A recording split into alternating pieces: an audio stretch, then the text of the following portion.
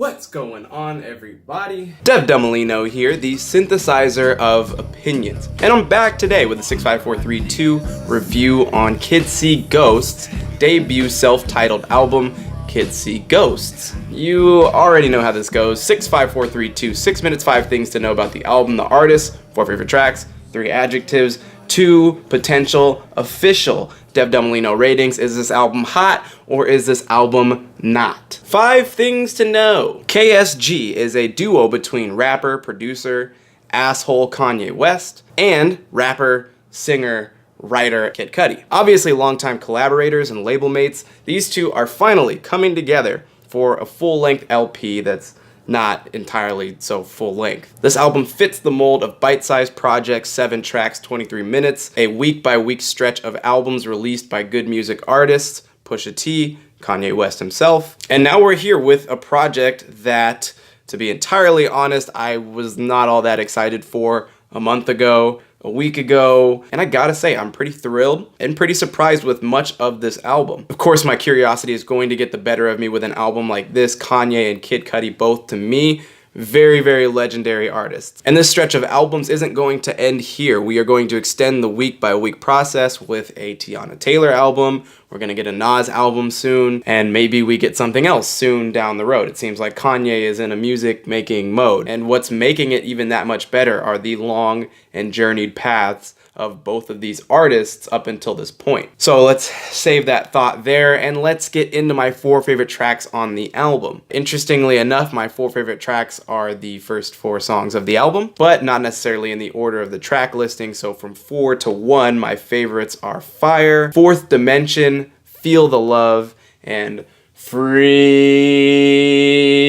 Fire is gonna go on to show that even in this album where things are getting very weird, eerie, crazy, super expressive, we're still gonna come back to our roots a little bit. There's going to be the base of who Kanye is, who is Kid Cudi. Along with Reborn, they both sound like they could come right out of that Man on the Moon 2 era. Fourth Dimension, the song that follows Fire, represents to me a couple moments where Kanye is taking these very odd and obscure samples and totally flipping them into immediately gratifying products. And then there's the Yeezy flow that's on. Oh. Feel the Love, what I'm feeling, what I love about this song. It's showing from the very beginning of the album that we are going balls to the fucking wall. And any feelings and expressions that these guys are trying to get out there, they're just gonna lay them across the project. The very anthemic Feel the Love chants from Kid Cudi sounds exciting between the very adroit and skillful verse laid down by Pusha T, and before and after Kanye is literally barreling in with these insane shouted ad-libs.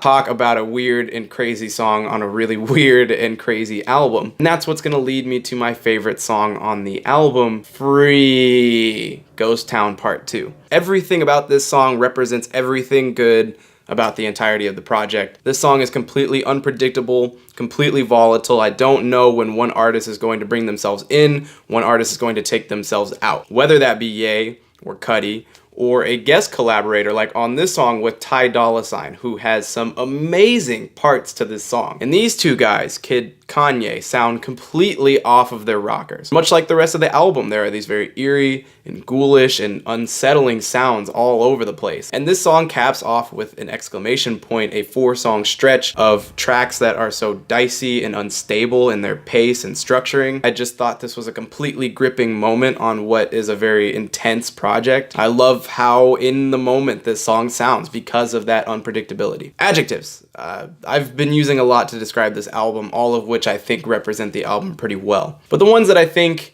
encapsulate the sound, the feeling, the energy, and just the overall spirit of the record, exhilarating would be a good one to start. From beginning to end, this album is throwing surprises at you left and right. You really don't get a moment to think about the last track you heard until the album is over. Then after that, I would say this thing is so uncanny. Kids See Ghosts is one of the most sonically interesting and otherworldly rap projects that I could imagine hearing this year or in the past couple years. And finally, Hungry. Both of the artists coming into this project really sound like they want to make something new because that's exactly what they accomplished. This thing is a lot more colorful, it's a lot more surprising than the albums that were coming before it. I hear a lot of that chemistry playing out. I hear the experimentation, the bouncing ideas off of each other in the music. And unlike its predecessors, though, they are pretty great albums. I love every single song on Kids See Ghosts. Is it a perfect album? Not quite. But this thing is about everything I could ask for in a project like this. So is it hot or is it not? I mean, you tell me. I think I like this thing quite a lot. Is it gonna be my favorite album when the year is done? I guess you'll have to find out when I do that list. Those are my thoughts. What are yours? Drop them down in the comment section below. Favorite songs, adjectives to describe the album, hot or not. That's gonna be it for me. I have been Dev Del Molino. You have been so wonderful for watching, as always. And remember, art without favor is like a windmill without wind. Dev Del Molino, out.